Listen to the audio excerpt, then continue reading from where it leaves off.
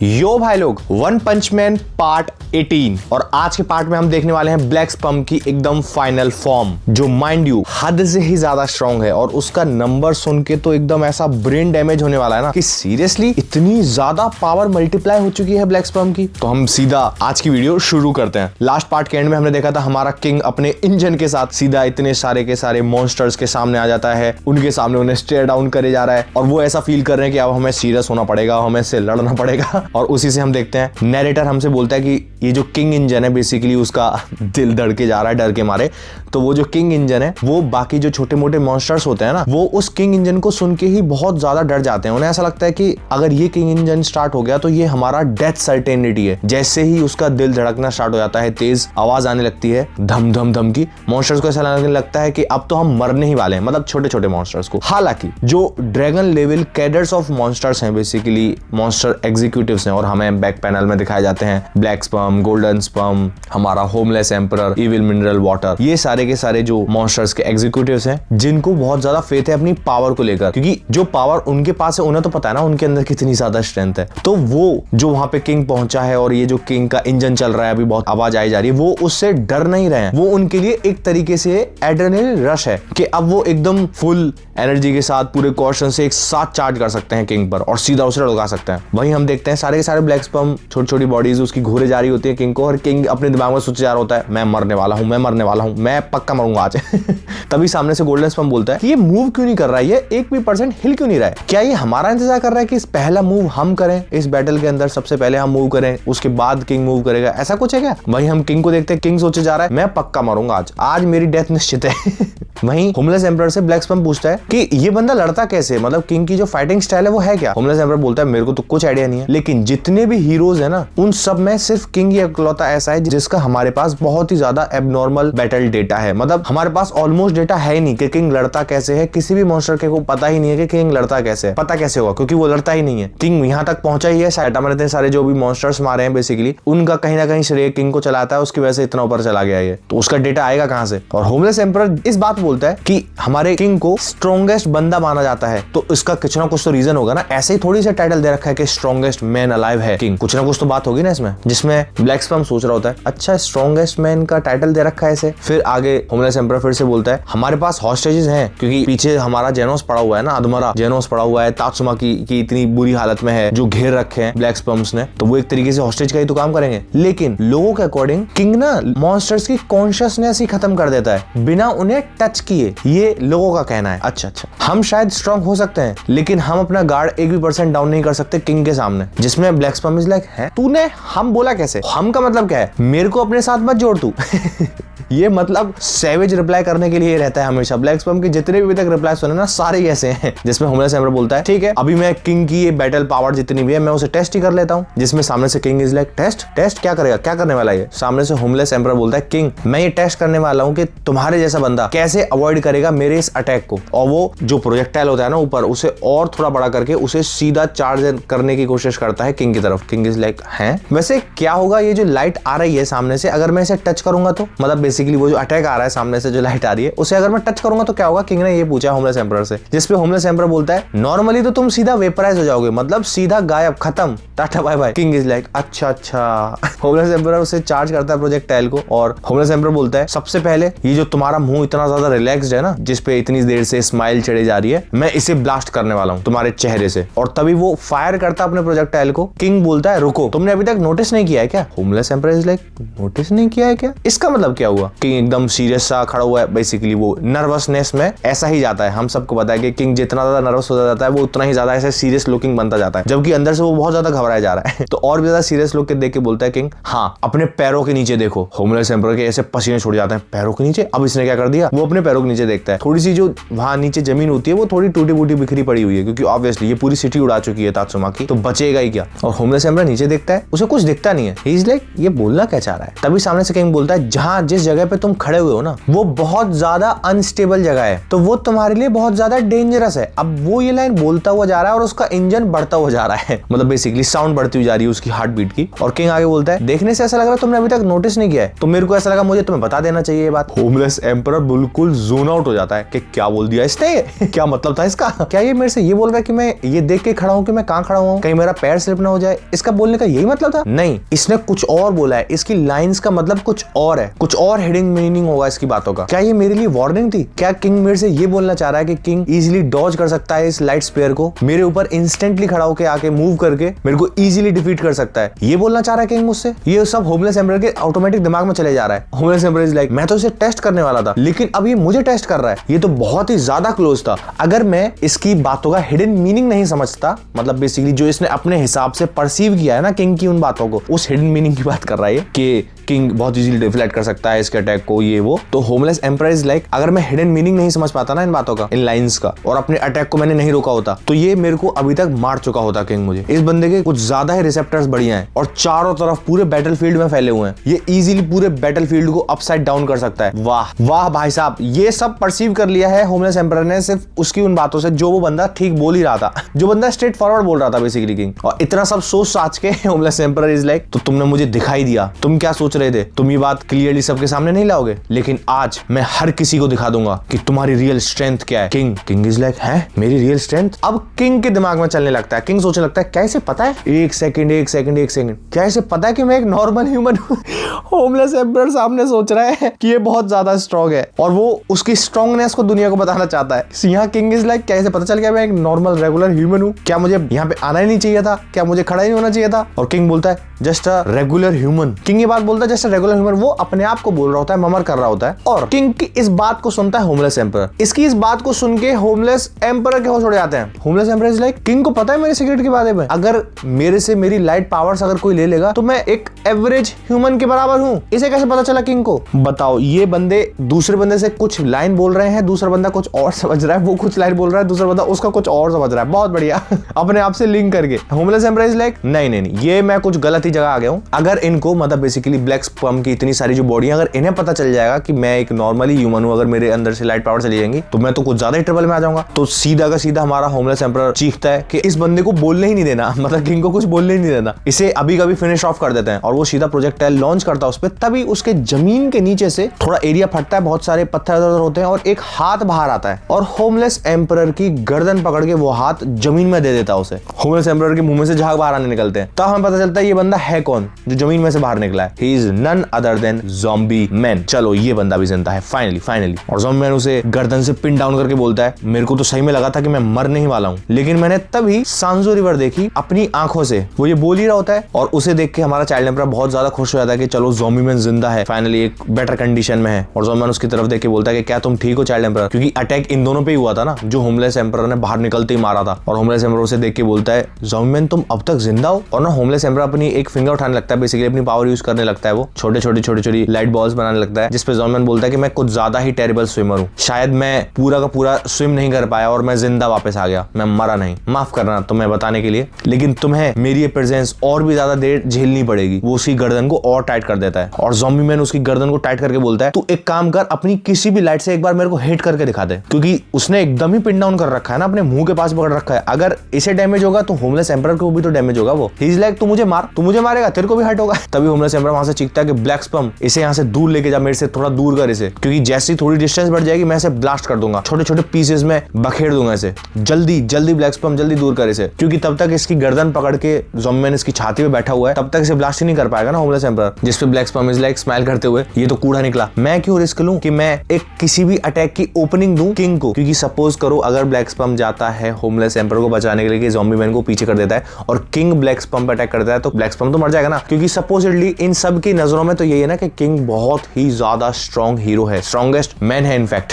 तो ये सब उसे कॉशन में लेके चल रहे हैं अपने दिमाग में, क्या हो भाई अगर ऐसा कुछ हो जाता है तो हम ओपनिंग थोड़ी छोड़ेंगे किंग के लिए। और ऐसा भी नहीं है कि मेरी बॉडी के अंदर अनलिमिटेड सेल स्टॉक है, मेरे अंदर भी तो सेल स्टॉक लिमिटेड ही है। और ये इविल मिनरल वाटर, ये क्यों एक जगह जमा बैठा है, ये क्यों मूव नहीं कर रहा है इतनी देर से? और मैंने सुना था कि ये काफी ज्यादा डेंजरस क्रीचर है जो रिस्पॉन्ड करता है बहुत सारे इमोशंस के साथ, अटैक्स के साथ। तो ये बंदा क्यों नहीं मूव कर रहा है अभी तक? क्या सही में किंग ने हमारे इविल नेचुरल वाटर की एबिलिटी को देख लिया है और उसके उसके किलिंग इंटेंट को खत्म कर दिया है। मतलब बेसिकली वो हमारे एविल मिनरल वाटर का नेचर बता रहा था कि वो अटैक कैसे करता है, और किंग ने अपने सारे के सारे इमोशंस को सीधा शट डाउन करके उसकी इस एबिलिटी को ही सीज कर दिया है क्या, उसके किलिंग इंटेंट को ही खत्म कर दिया है क्या किंग ने। ब्लैक स्पैम अपने दिमाग में सोचे जा रहा होता है, और ब्लैक स्पैम आगे सोचता है कि ऐसे क्रिटिकल टाइम पर किंग अपने इमोशंस को हाइड कर पा रहा है, ये कितनी बड़ी बात है एक ह्यूमन के लिए, क्योंकि भाई वो लड़ना नहीं चाहता है, वो वैसे ही डरा बैठा है, उसका किंग इंजन चालू है तो तुम्हें पता कैसे चलेगा उसके इमोशंस क्या है। तुम सोच रहे हो कि वो तुम्हें मारने आया है, वो बेचारा वहां खुद डरा बैठा है कि मैं मर ना जाऊं, और ब्लैक स्पैम खुद से सोचता है कि वो हमें एक चींटी समझ रहा है, उसके लिए हम कुछ भी नहीं है, कोई थ्रेट भी नहीं है हम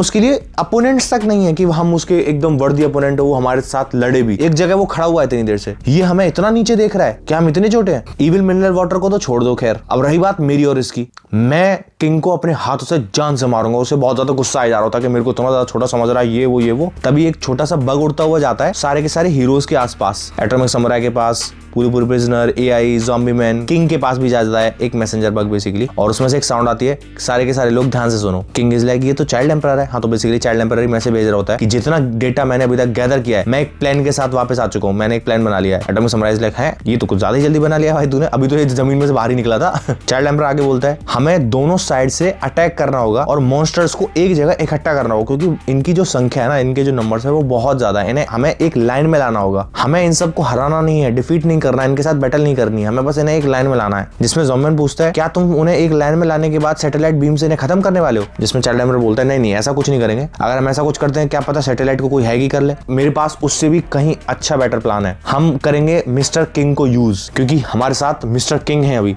जिसमें पूरी प्रिजनर इज लाइक अरे हाँ, एटॉमिक समुराई इज लाइक बात तो सही है। किंग इज लाइक है मैं क्या, ये मेरी बात कर रहा है आगे बोलता है वो कि जैसे ही हम सारे के सारे मॉन्स्टर्स को एक लाइन में ग्रुप कर देंगे ना एक साथ, किंग हमारा एक सुपर स्पार्किंग किंग मोड में SSK, हाँ हम सबको पता है SSJ सुपर सेंस से इंस्पायर्ड है, सुपर स्पार्किंग किंग मोड में चला जाएगा हमारा एक किंग, और अपनी limited time secret killer move को यूज करेगा जिसका नाम है ultimate hell fire burst wave motion cannon, और बहुत ही बड़ा अटैक लॉन्च करेगा, एक बहुत ही स्ट्रॉन्ग बीम ऑफ लाइट जो एक स्ट्रेट फॉरवर्ड लाइन में निकलेगी, और तब हम सारे के सारे मॉन्स्टर्स को एक ही लाइन में कर देंगे तो वो उन सबको सीधा एनालाइट कर देगा एक ही झटके में। और इस तरीके से जो मॉन्स्टर्स है ना, जिनकी कोई वीकनेस है ही नहीं, मतलब बेसिकली जैसे ब्लैक स्पैम हो जाए जो डिवाइड हुए जा रहे हैं, हम उन सबको हरा देंगे एक ही झटके में।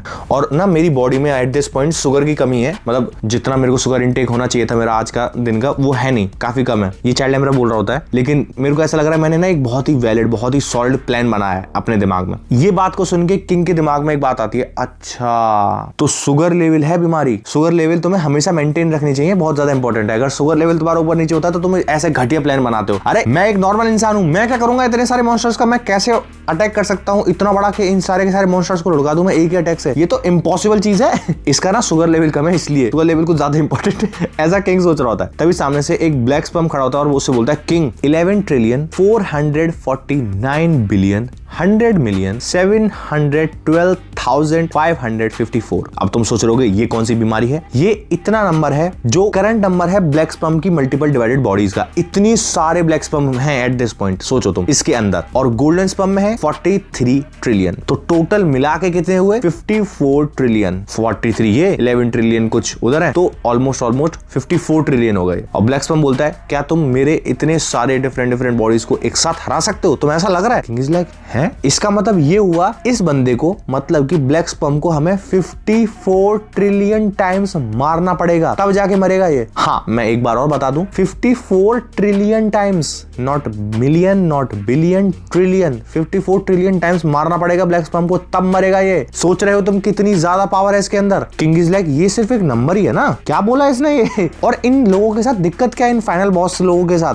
ये इतने ज्यादा पावरफुल हैं क्यों? और तभी हम देखते हैं बहुत सारे जो डिफरेंट बॉडीज थी ना ब्लैक स्पैम्स की, वो 11 ट्रिलियन जो बता रहे थे, और साइड में हमारा बीच में वो खड़ा ही था गोल्डन स्पैम जिसके अंदर 43 ट्रिलियन थे। तो सारी की सारी ब्लैक स्पैम की बॉडी उन 11 ट्रिलियंस वो एक साथ जंप करते हैं गोल्डन स्पैम की तरफ, और कुत्ते बोलते हैं चलो हम कंबाइन करते हैं 54 ट्रिलियन को एक साथ एक अल्टीमेट कॉम्बिनेशन के अंदर। पूरी प्रेजेंस लाइक एक कॉम्बिनेशन, और ऑटोमिक्स हमारा बोलता है कि वो और भी ज्यादा पावर अप होना चाह रहा है, हमें कुछ ना कुछ करना पड़ेगा, हमें इसे रोकना पड़ेगा। वहीं हमारा चाइल्ड एम्परर क्या बोलता है, अरे हाँ ये तो बढ़िया है, अगर ये लोग कंबाइन हो जाते हैं ना हमारे लिए बहुत ज्यादा ईजी होगा इन्हें हराने के लिए, क्योंकि जितने ज्यादा लार्ज नंबर ऑफ बॉडीज में ये रहेंगे उतना ही ज्यादा हमारे लिए मुश्किल है मारना। अगर एक ही बॉडी में रहेंगे तो हम इजीली मार सकते हैं, ये सोचता है चाइल्ड एम्परर। अभी वो बंदा ये नहीं सोच रहा है कि वो उतना ही ज्यादा पावरफुल भी तो हो जाएगा अगर वो सारे के सारे लोग एक ही जगह कंबाइन हो जाएंगे। और जैसे वो कंबाइन हो रहा होता है वो एक साथ चीखता है अपने ट्रांसमीटर से कि किंग अभी तुम्हारा चांस है। किंग इज लाइक है किस चीज के लिए चांस है मेरा, मतलब चाइल्ड एम्परर तो बेसिकली वही बोल रहा है कि किंग अभी तुम्हारा चांस है मारने का। किंग इज लाइक मेरा चांस किस चीज का, यहाँ से भागना है क्या मुझे?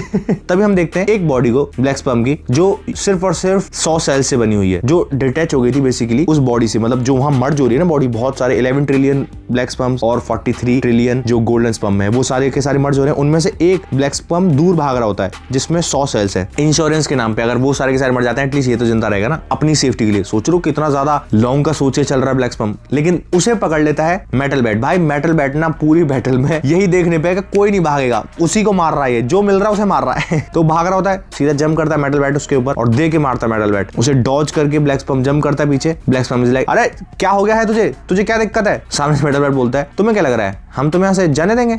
और तभी मेटल बैट एक चीज नोटिस करता है काफी weird. Metal bat is like हैं वो सब तो ठीक है लेकिन तू रो क्यों रहा है? हमारा ब्लैक स्पर्म की जो बॉडी है जिसमें 100 सेल्स हैं ये रो रही होती है भागती हुई बहुत ज्यादा।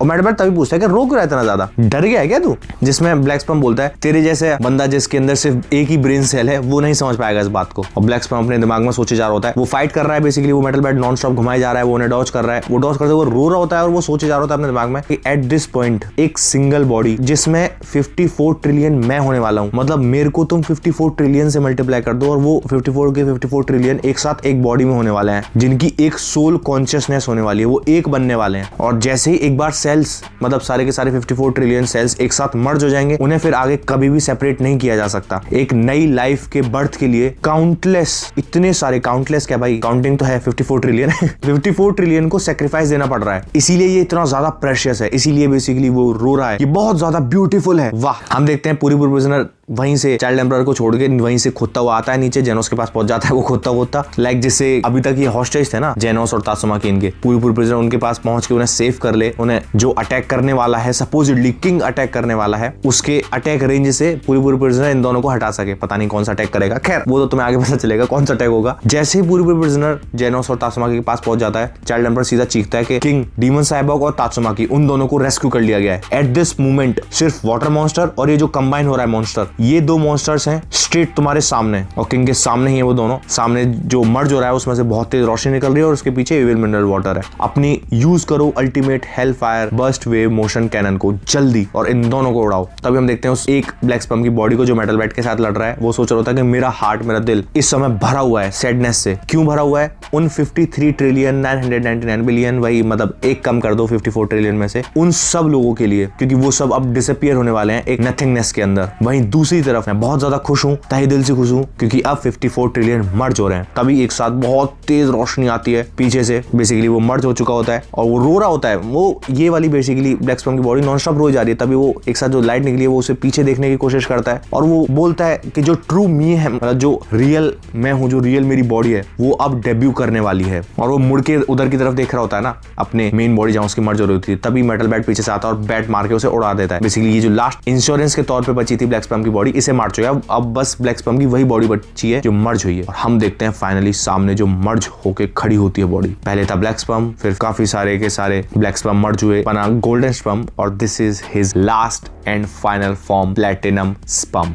एंड भाई ये इतनी इतनी इतनी ज्यादा स्ट्रॉन्ग है जिसकी कोई हद नहीं है, जो हमें आगे पता चलने वाला है, क्योंकि इसके मर्ज होते ही और जैसे ही हम इसका फाइनल फॉर्म देख लेते हैं ये चैप्टर खत्म हो जाता है और हमारी ये वीडियो भी। अब तुम सोच रहे हो कि भाई इतनी छोटी वीडियो, अब ये छोटी वीडियो मैं जानबूझ के बना रहा हूँ क्योंकि काफी सारे लोग इतने दिनों से बोल भी रहे थे कि साइटामा कब आएगा, साइटामा कब आएगा। साइटामा आएगा अगले पार्ट के अंदर और आई वांट कि मैं अगला पार्ट थोड़ा ऐसे बनाऊं कि साइटामा की स्टोरी तुम्हें थोड़ी मर्ज होती हुई लगे, तुम्हें थोड़ा ग्रास्प समझ में आए। अगर मैं अगला चैप्टर भी या फिर आगे की भी स्टोरी अगर इसी में कंबाइन कर दूंगा ना तो वो पूरा फील खत्म हो जाएगा। इसलिए मैं चाहता हूँ जो अगला पार्ट बने उसमें तुम साइटामा को आते हुए देखो और थोड़ी बहुत चीजें करते हुए देखो और काफी सारी चीजें, इनफैक्ट हम गॉड को भी देखने वाले हैं अगले ही पार्ट के अंदर। गॉड देखने को मिल जाएगा, साइटामा देखने को मिल जाएगा। अगले पार्ट बहुत बहुत बहुत ज्यादा क्रेजी होने वाला है, तो इसीलिए मैं चाहता हूँ उसे एक ही पार्ट में रखूं, उसे मैं डिवाइड ना करूं। आज वाले पार्ट में थोड़ी चीज हो जाती, अगले वाले पार्ट में थोड़ी चीज हो जाती, फिर मजा नहीं आता। इसलिए आई वांट कि मैं उसे अगले ही पार्ट में यूज करूं। तो जो इतने टाइम से लोग बोल रहे थे साइटामा साइटामा, कल के ही पार्ट में तुम्हें देखने को मिल जाएगा साइटामा। और कल के पार्ट के बाद हर